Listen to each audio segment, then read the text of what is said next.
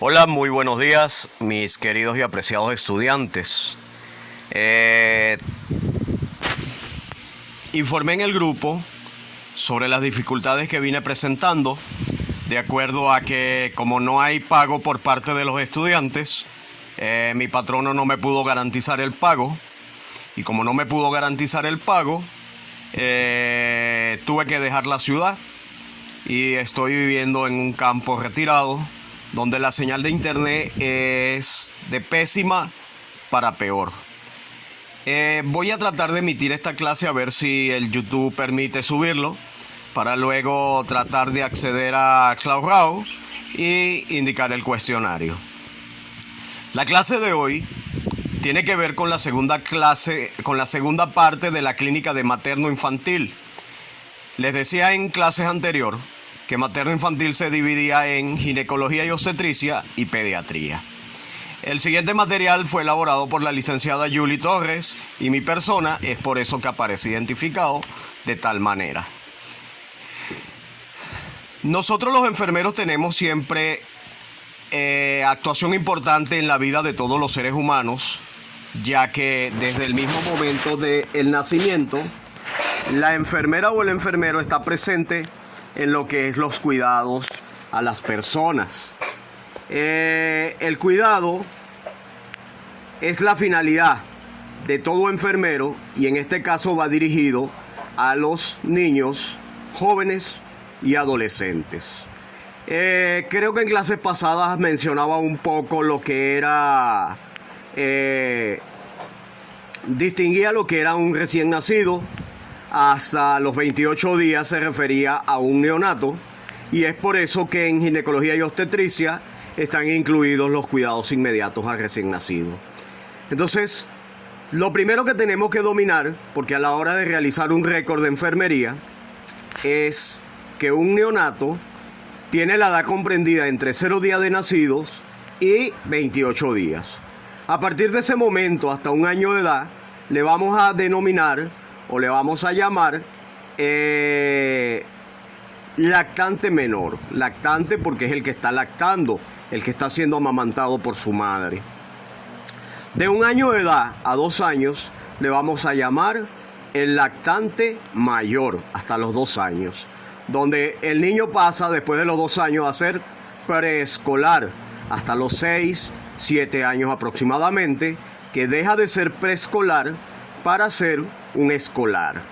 Después de lo escolar, hacia los 12 años, en el periodo de la pubertad, con la aparición de los caracteres secundarios, ya estamos hablando de un adolescente.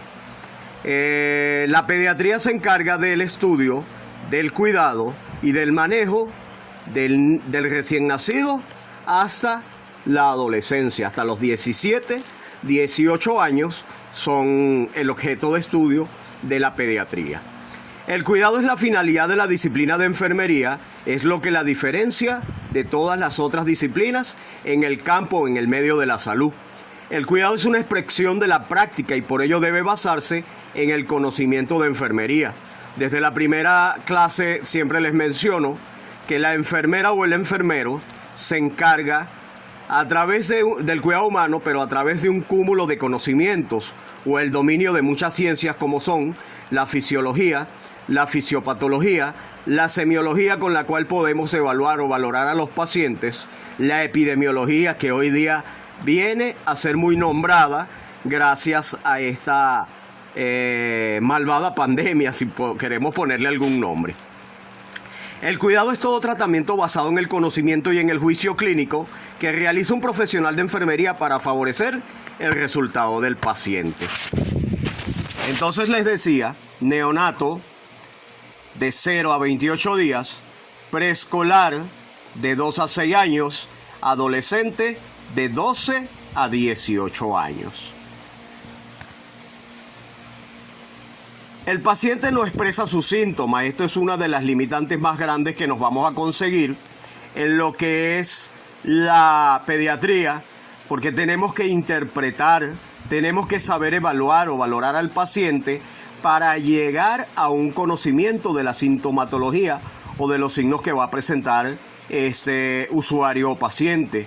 El interrogatorio, por ende, no va dirigido directamente al niño, sino que va dirigido al padre, a la madre o al representante. Los aspectos sociales y emocionales del cuidador son muy importantes, ya que el estado de ánimo, la vivencia, los estados emocionales de euforia o los estados emocionales de depresión que pueda presentar el padre, la madre, el cuidador, va a repercutir de manera directa sobre el niño. Entonces, la prevención y la atención oportuna, siempre les he dicho que es necesario. Sobre todo en esta época, la prevención es muy oportuna porque nos va a cuidar y nos va a evitar ser contaminados de este virus que anda azotando la humanidad. Dentro de la salud primaria, la atención, la prevención o la promoción de la salud, vamos a tener la consulta del control de niños sanos, donde la enfermera o el enfermero juega un papel fundamental en lo que es las mediciones, lo que llamamos la somanometría. Somanometría no es otra cosa que la relación que existe entre el peso y la talla para ir evaluando el crecimiento adecuado que debe tener este paciente o este usuario, porque estamos hablando de prevención. Pruebas sensoriales para determinar el funcionamiento de los sentidos, pruebas de evaluaciones del comportamiento y el desarrollo para ver si el niño puede tener algún retardo, un leve retardo mental. Cuando el niño está entre lactante y preescolar o escolar, determinar alguna clase de autismo o cualquier otro síntoma como el de Asperger. Vamos a ir evaluando el desarrollo de acuerdo a la psicología del desarrollo.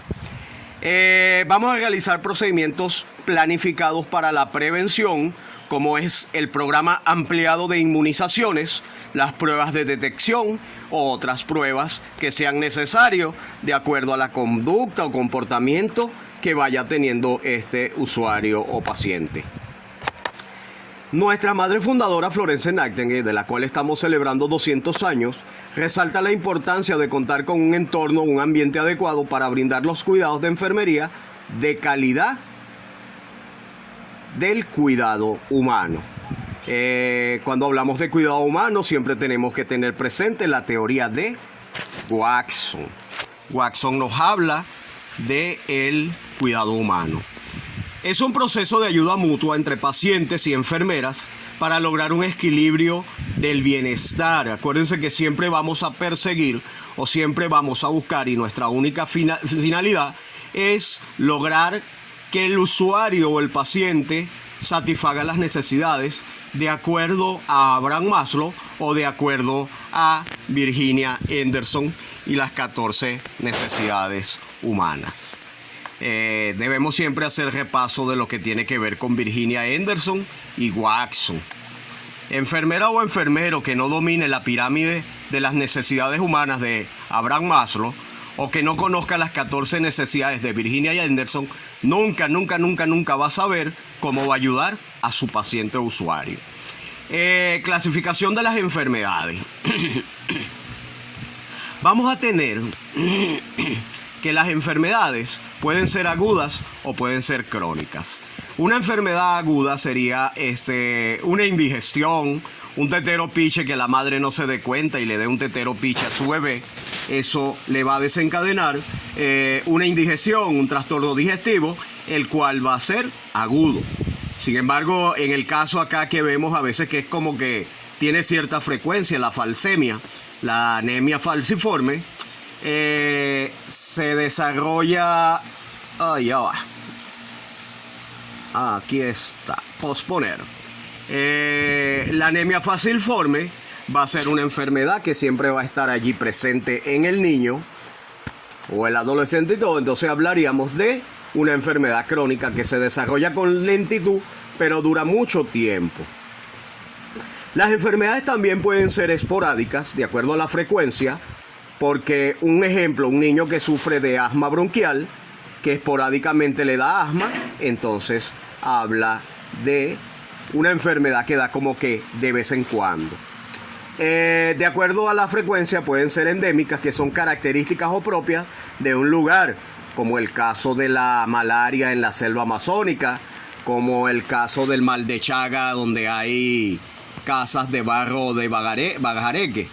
Epidémicas que atacan un gran número de personas, y me da risa en este caso porque estamos ante una epidemia que se volvió una pandemia, y yo creo que ya todos van a saber hasta el final de sus días qué es una epidemia y cuál es el peligro y cómo podemos prevenir una pandemia. En el caso de la campaña Quédate en casa, es una de las formas de prevenir que se siga propagando dicha pandemia. Por su origen, las enfermedades pueden ser infecciosas. Infecciosas son cuando causadas por microorganismos. Sería necesario realizar un hemograma donde la cuenta blanca y algo que llaman la fórmula va a estar alterada. Y si la cuenta blanca no está alterada, estaríamos hablando de una enfermedad no infecciosa.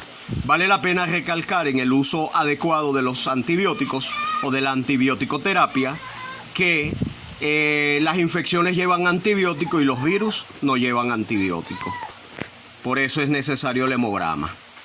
El significado de cuidar se ve cuando se está presente, se muestra una preocupación por la persona. Nosotros los enfermeros tenemos que ser empáticos. La empatía nos va a llevar a ponernos en el lugar de esos usuarios, de esos pacientes y de sus padres y representantes.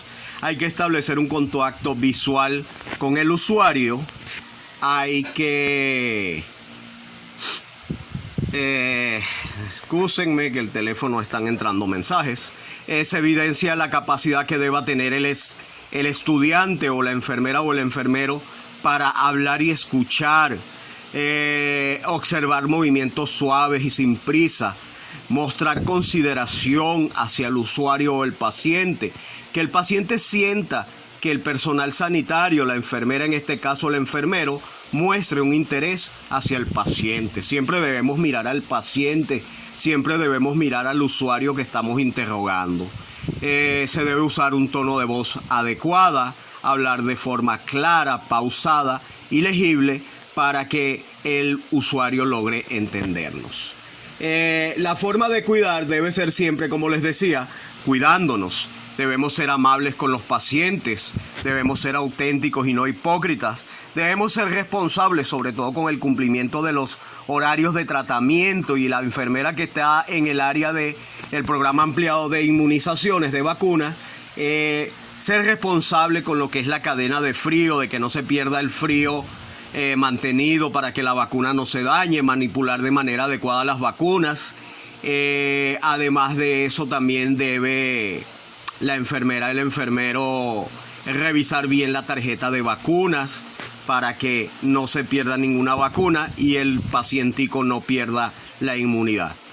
Dándole siempre el tiempo necesario que merecen los pacientes. En mi país decimos, no le dejes un mateo, dale el tiempo que se merece, dale el tiempo que necesita, porque sin usuario y sin paciente no habría hospital, y sin hospital no habría enfermera ni enfermero.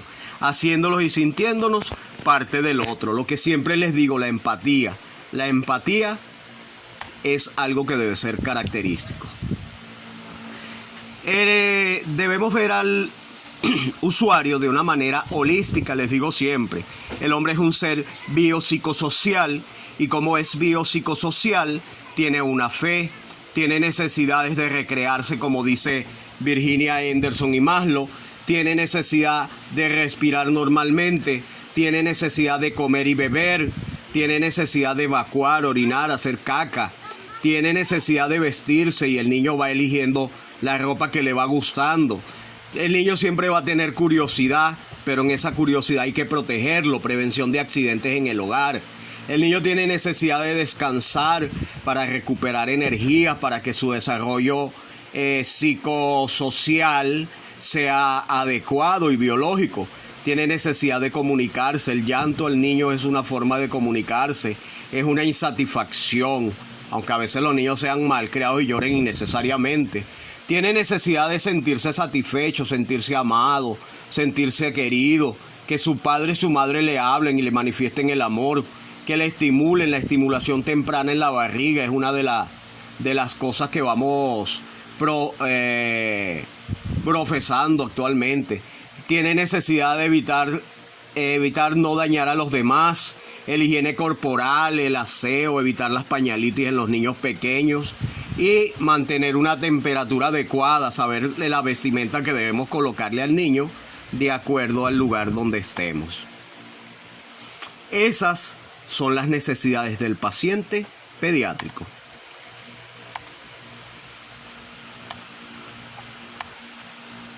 La enfermera pediátrica o la enfermería pediátrica es la rama de la enfermería que se dedica al trabajo tanto con recién nacidos como con niños, normalmente hasta la edad de la pubertad, como les decía al principio.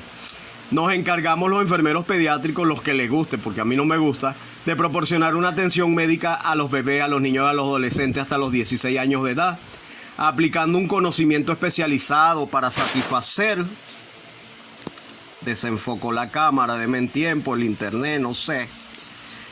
Para satisfacer las necesidades. Pueden trabajar con pacientes que tienen una enfermedad de lesión de duración variable o con niños que tienen discapacidad, los niños con autismo, los niños con falsemia, que tienen necesidades especiales, los niños con leucemia.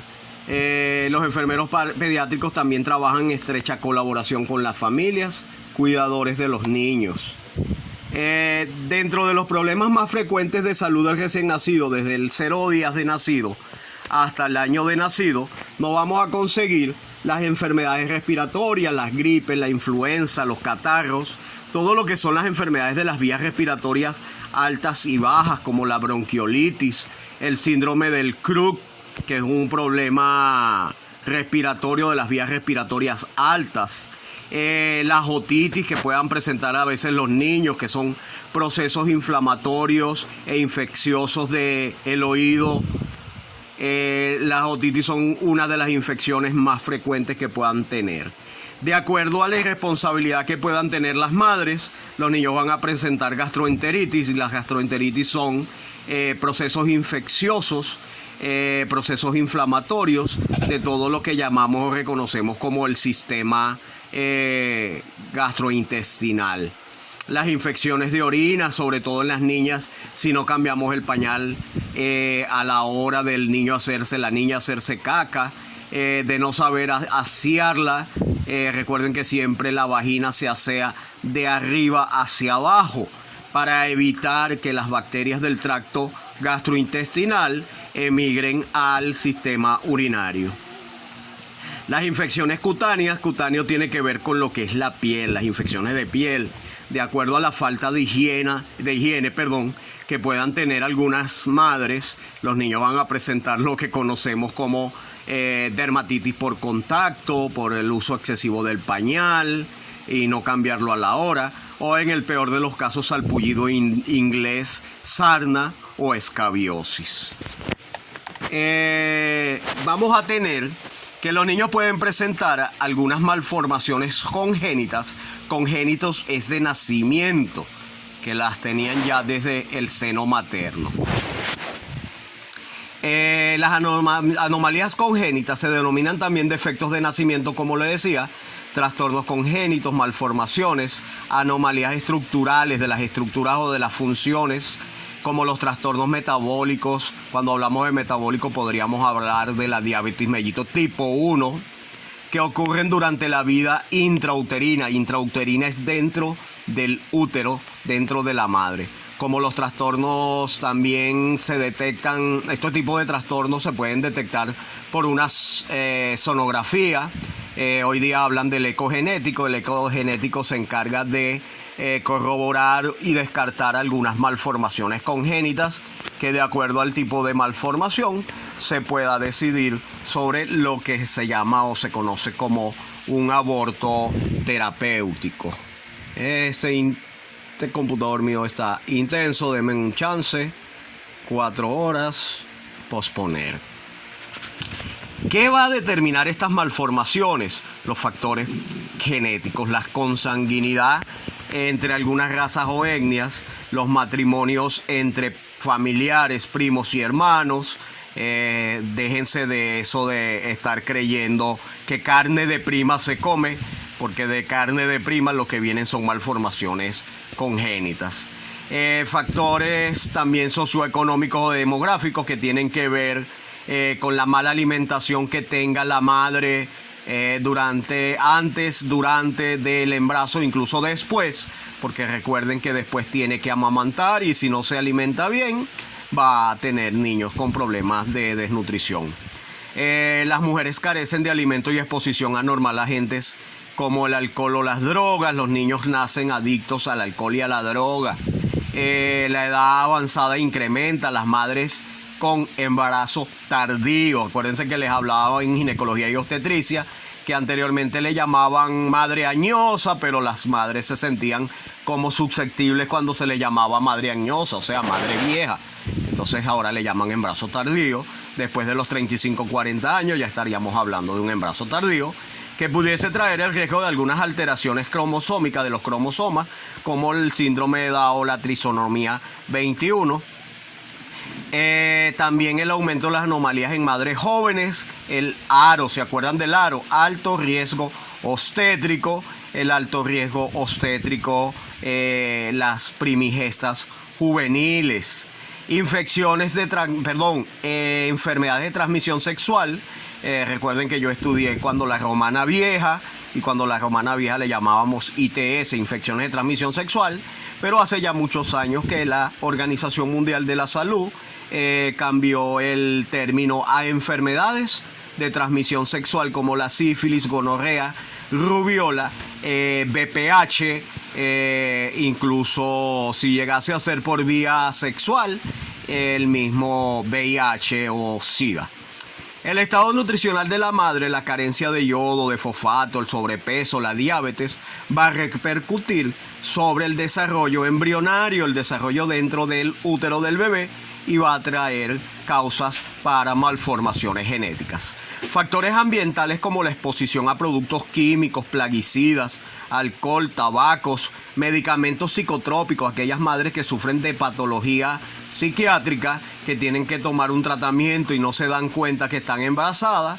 El único medicamento del cual tengo conocimiento que puede hacer uso la madre es el Aldol, que no causa daño al feto, pero los demás antidepresivos y psicotrópicos atraviesan la barrera placentaria y causan daño sobre el feto. La radiación, es por eso que ustedes ven en los hospitales y las clínicas que dicen: si está embarazada no pase a rayos X, no debe exponerse a los rayos X, a la tomografía. Entonces, dentro de las alteraciones vamos a tener el labio leporino, el síndrome de Down, defectos congénitos por anomalías intrauterinas, por la diabetes mellitus en la madre, por algunas infecciones, por varicela, que es lechina, también puede traer malformaciones. Los hijos productos de madre con varicela pueden nacer con varicela, rubiola y esas enfermedades eruptivas que son conocidas como eruptivas. Entonces, todos estos agentes van a causar daño. Las altas dosis de rayos X, rubiola, alteraciones cromosómicas, toxoplasmosis, algunos fármacos, como les decía, el tabaco, el mercurio, que es metal pesado, drogas, crack, marihuana y todas esas cosas van a traer daños. La hipertensión del embarazo, el uso de alcohol y sustancias químicas va a traer daños. Hay una de las alteraciones que se conoce como la fibrosis quística. La fibrosis quística tiene que ver con una alteración del parenquima pulmonar. Aquí tenemos unos alvéolos. El moco se acumula en los alvéolos, que son pequeños sacos de aire donde se realiza el intercambio gaseoso. La causa, como vemos acá, es hereditaria y es una enfermedad que provoca acumulación de moco espeso y pegajoso en los pulmones y en el tubo digestivo y otras áreas del cuerpo, que va a imposibilitar el intercambio gaseoso. Entonces, un niño que va a tener problemas respiratorios. Debemos evaluar las características respiratorias. Los niños recién nacidos tienen frecuencia respiratoria superior a las nuestras. Debemos observar los cambios en la frecuencia respiratoria, la profundidad, la forma en que se expande el tórax, la forma en que se expande o el posible aleteo a nivel de la nariz, el aleteo nasal. debemos colocar al paciente semisentado para que respire mejor. Aquí estamos hablando de los cuidados de enfermería. Ayudar al paciente a expectorar, proporcionándole nebulizaciones, nebuloterapia. Asegurar la ingestión adecuada de líquido para favorecer la fluidez, que sean más líquidas esas secreciones. Proporcionar una atmósfera húmeda, porque al humedecer la mucosa, humedece la secreción y es más fácil expectorar. Valorar la densidad de las secreciones y la capacidad del paciente para poder expulsarlas o expectorar, valiéndose de la farmacoterapia como los fluidificantes como fluimucil o los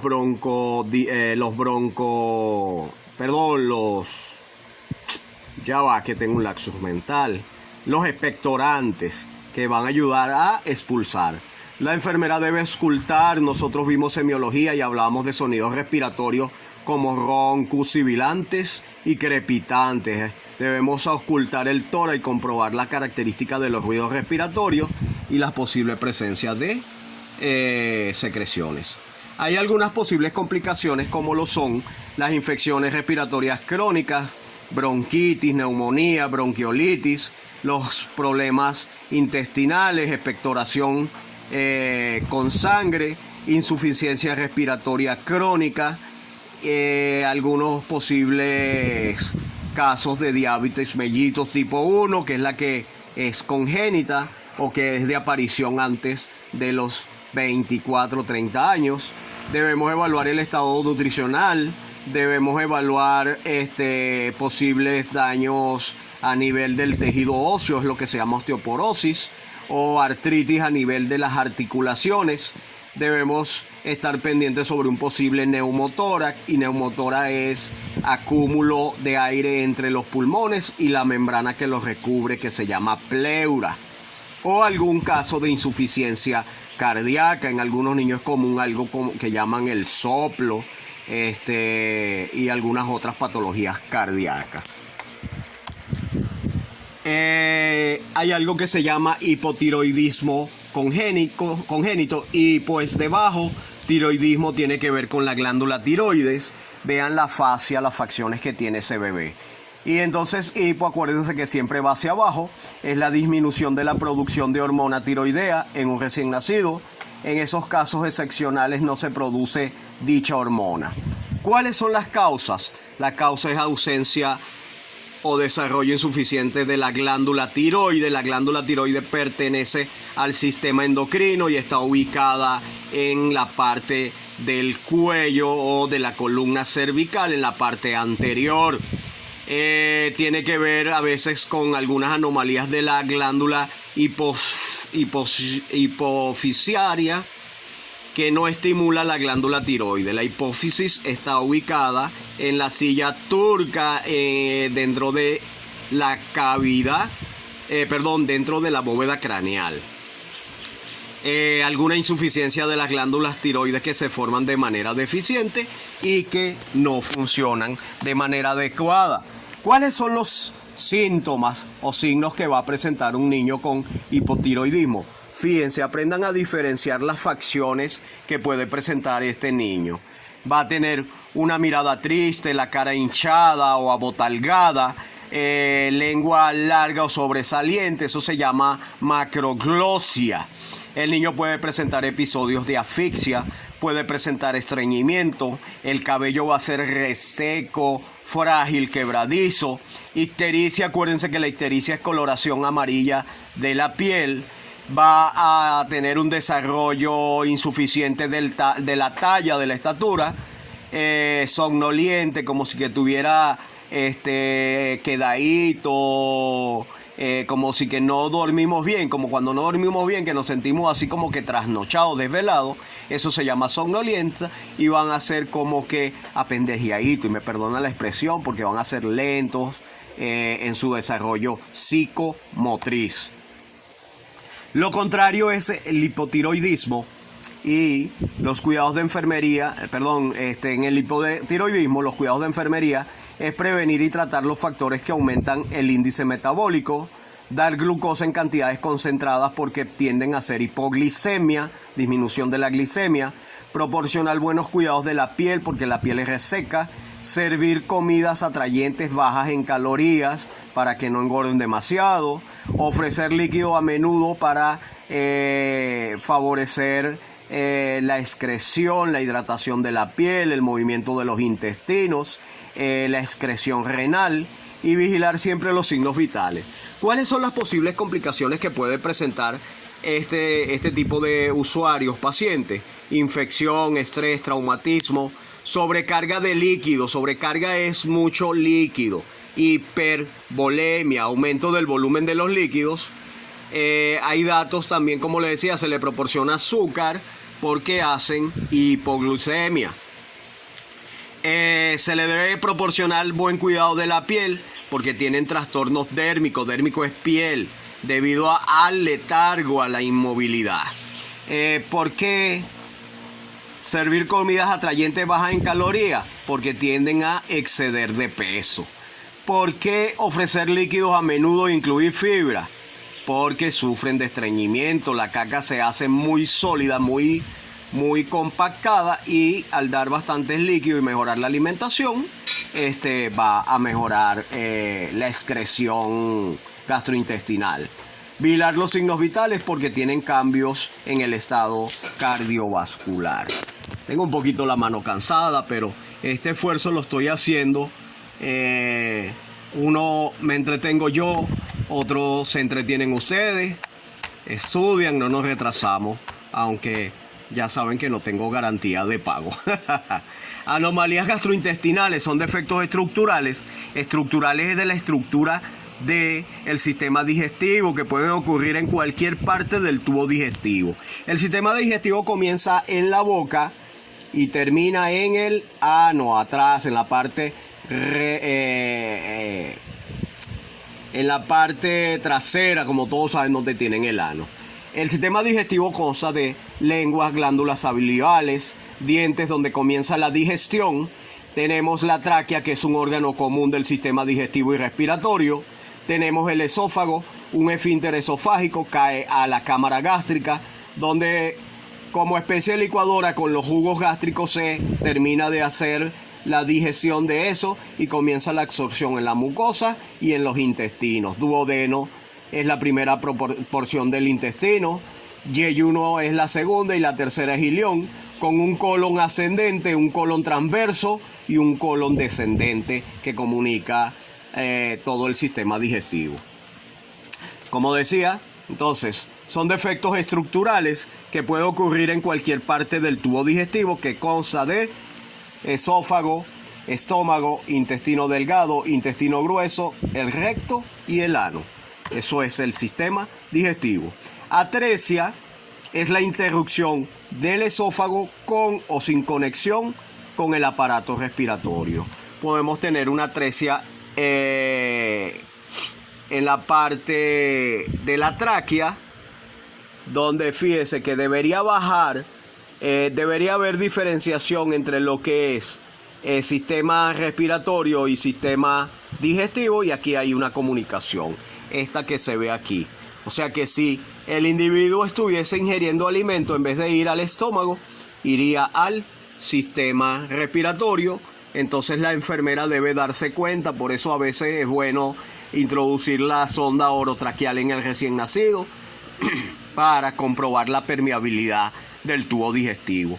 Esto es una fístula donde se comunica la laringe con el esófago. Entonces el contenido gástrico podría irse al sistema digestivo, a los pulmones.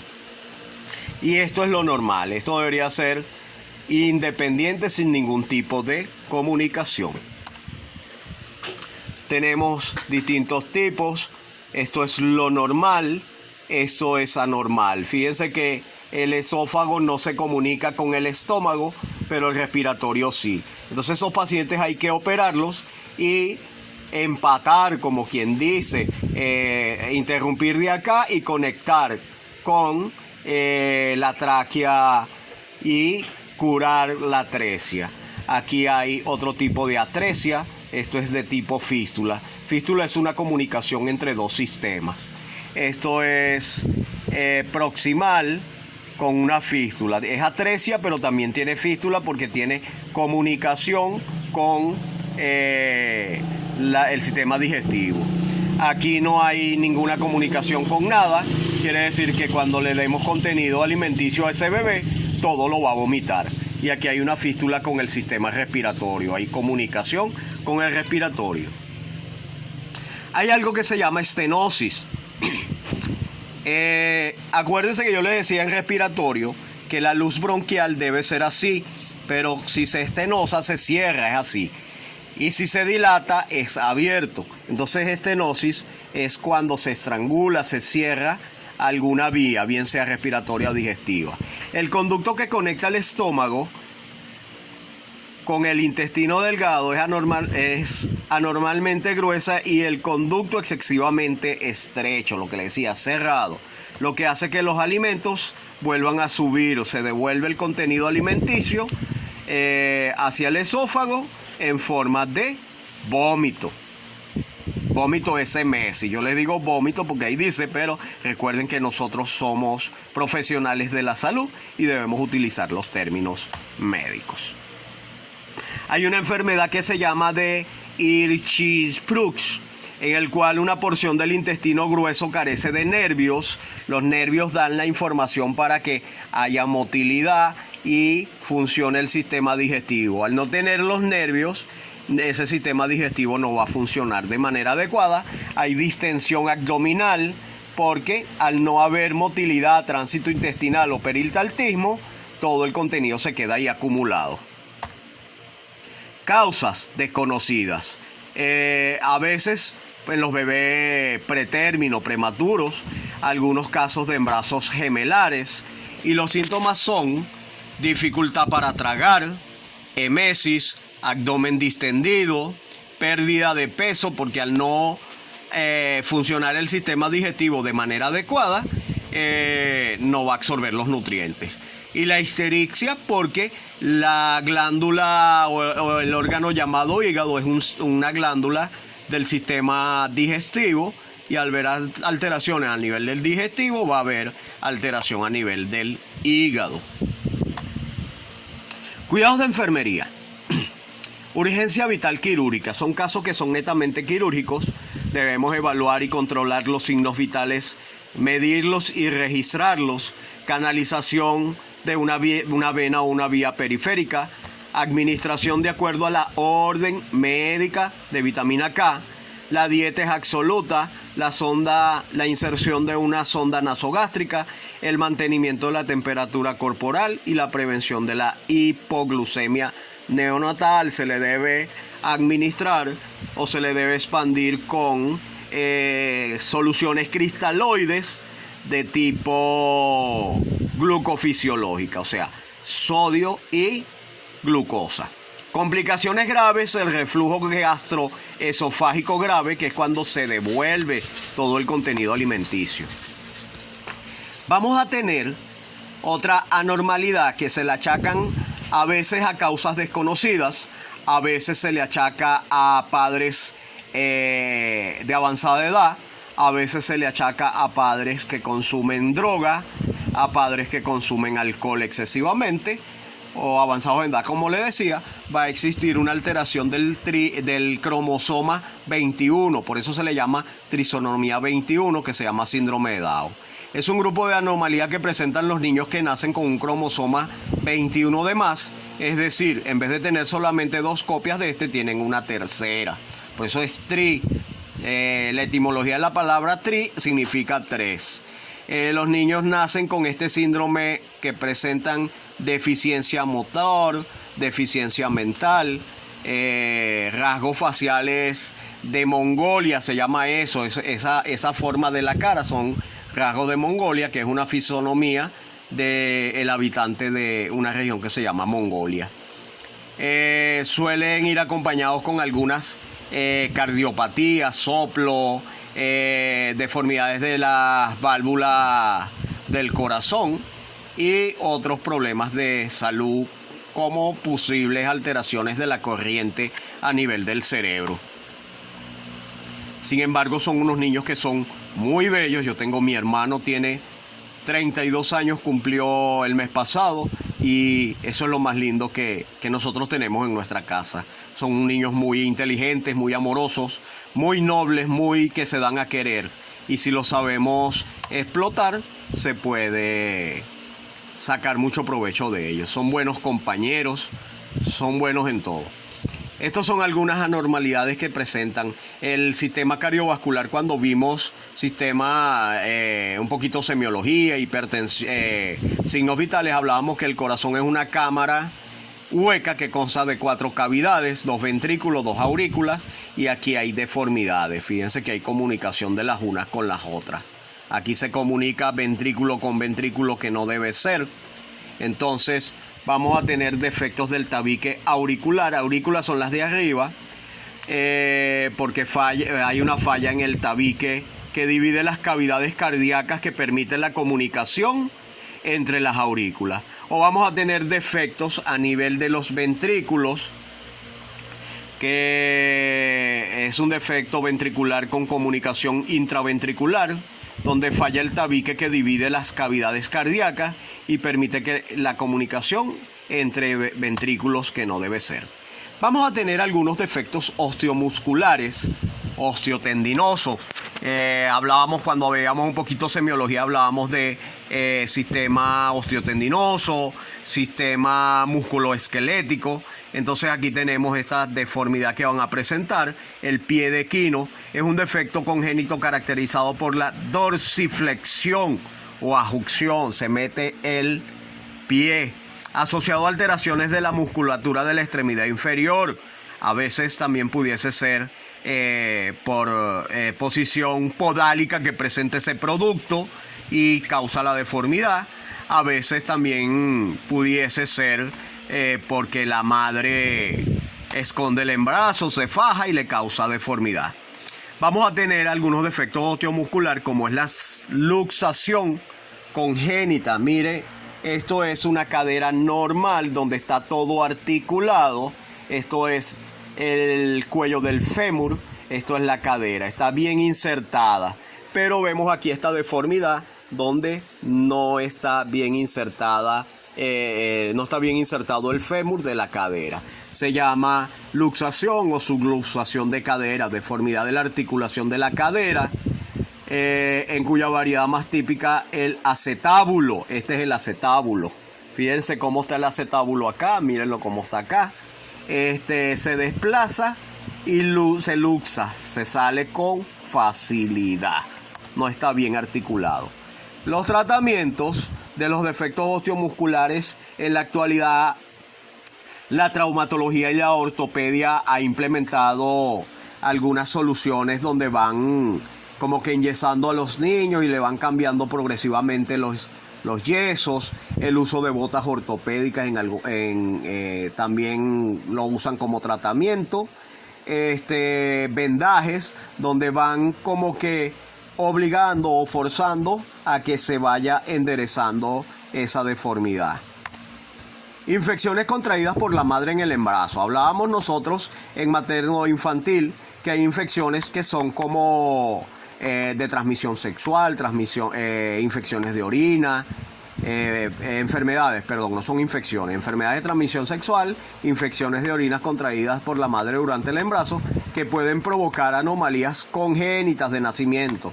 Por ejemplo, la rubiola, que es de las enfermedades eruptivas.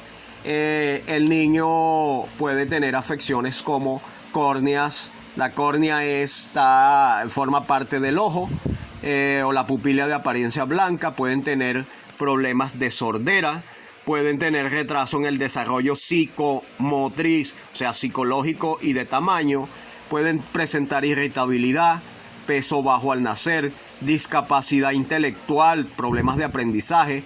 Pueden tener movimientos tónico-clónicos, o sea, convulsiones.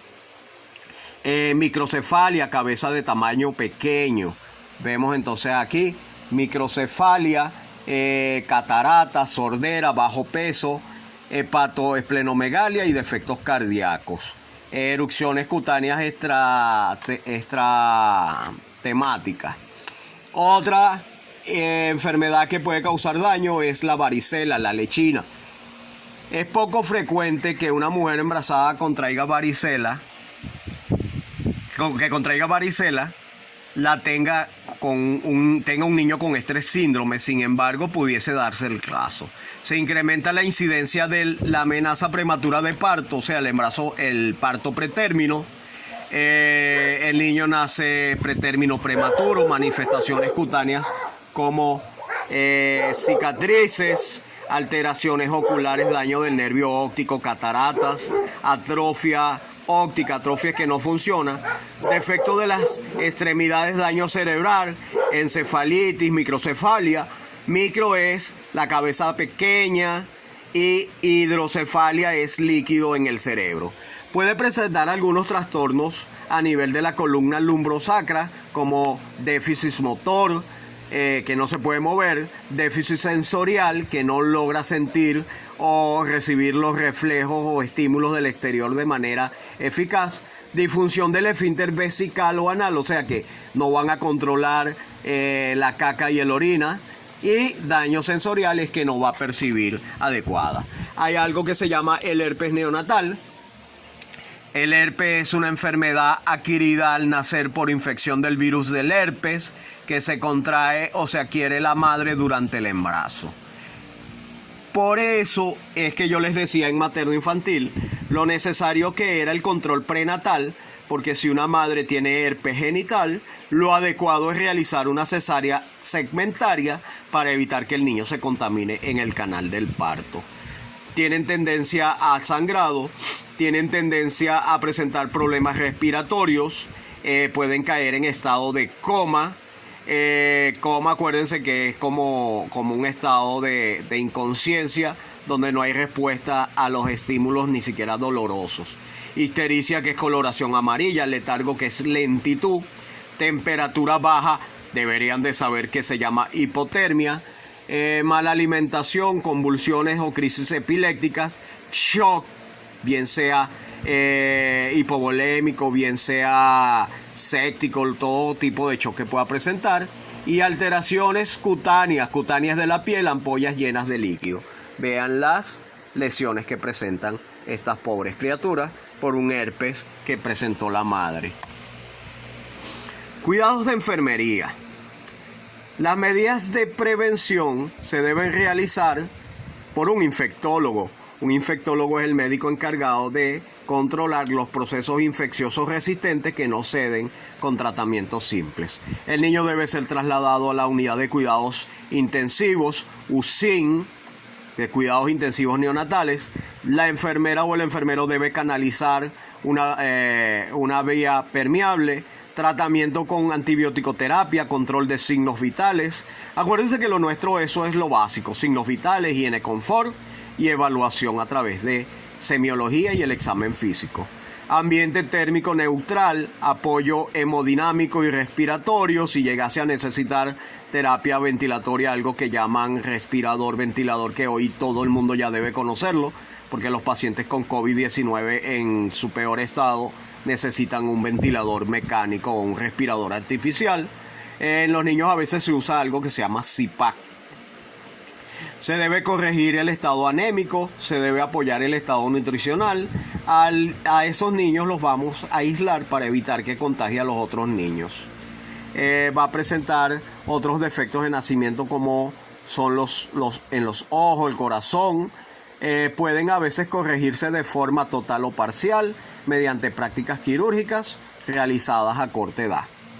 Complicaciones. La mujer embarazada puede transmitir la infección al recién nacido al momento del parto. Es muy importante que la mujer asista al control prenatal para evitar que este niño vaya a presentar luego deficiencias visuales, auditivas, cardiopatías a nivel del sistema cardiovascular, deficiencias mentales o parálisis cerebral, trastornos psicomotores, defectos en la musculatura y los huesos, parálisis en las extremidades e incluso la muerte del bebé si la madre le transmite el virus durante el parto. Es necesario realizar cesárea segmentaria. Enfermedades más comunes en los niños de 1 a 6 años: vamos a tener las bacterianas, las virales, las parasitosis y los hongos. Las bacterianas llevan antibióticos y el hemograma sale la cuenta blanca por encima de 10.000. Los virus no llevan antibiótico, las parasitosis llevan antiparasitarios como albendazol, mebendazol y otro tipo de parasitarios. Y las tipo hongos llevan antimicóticos. Farmacología, muchachos, tienen que estudiar farmacología. Las eruptivas son muy comunes como paperas, lechina, varicela, rubiola, que son producidas por virus. Pertussis, que es conocida también como la toferina. Tenemos la vacuna contra toxoide, que es para tétano, toferina, difteria, que son dentro de la pentavalente, si más no me equivoco ahora. Enfermedades diarreicas, que por el mal manejo de los alimentos, las moscas, teteros piche, que se originan al consumir alimentos o el agua contaminada. Vamos a tener las diarreas, y las diarreas pueden ser por infección, pero también pueden ser por parasitosis. Cuando son por infección, podemos usar trimetoprim, podemos usar metronidazol, aunque el metro también en algunos casos parasitarios se usa en el caso de la amibiasis o otro tipo de parasitarias. La varicela, que es el virus del zoster, es el mismo que causa el herpes en los adultos. Vamos a tener algunas urgencias pediátricas en el preescolar, como pueden ser preescolar, acuérdense que es de 2 a 6 años. Como son quemaduras, los niños juegan cerca de la cocina, no se debe permitir los niños. Los niños pueden beberse algunas cosas, productos como cloros, venenos, insecticidas.